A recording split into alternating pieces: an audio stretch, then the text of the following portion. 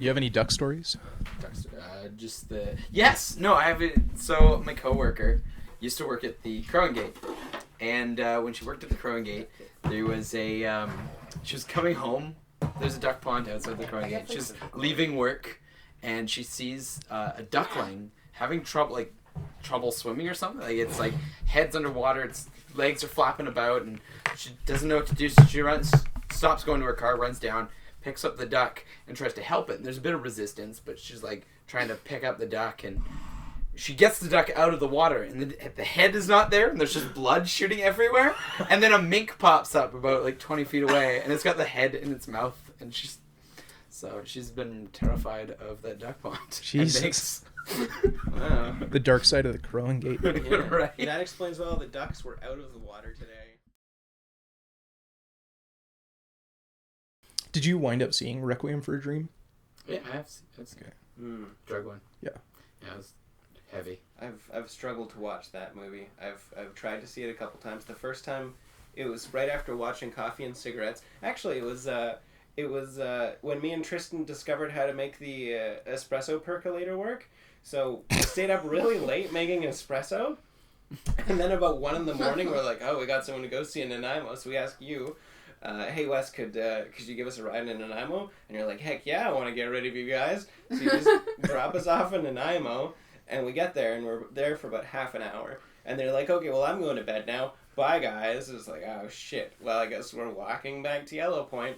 So, a very long journey back. It took 4 hours for a 1 hour walk. But when we got home, after being awake for 28 hours, it was like, okay, well, let's watch Requiem for a Dream. And I got about 8 Brilliant plan. Yeah. But what turned out is that whole night was fueled by decaf espresso beans. So we were just the placebo effect to the max. Yeah. Well, there's still caffeine in it. Yeah, like 10%. You know. Not enough. But you're drinking straight espresso, right? Yeah. So you're drinking a lot more espresso. Yeah, it was like drinking 1 coffee. 9 o'clock. Yeah. So, hang on. So you and Tristan were sort of hanging out, watching black and white art house movies and drinking espresso. Yeah. That is so out of character. Like that's the least in character thing, because you're indescribable. You're sort of a weird product of your environment, like a strange thing that just came from a farm. And then Tristan is kind of a weird metalhead trailer raised, like neither of you were really the sort of target audience of a Jim Jarmusch film. So just the idea of like Tristan with a dainty cup of like decaf, like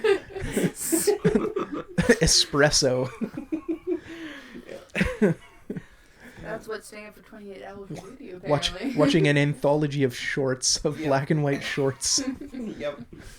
That might have been the most cultural night of his life. Yeah.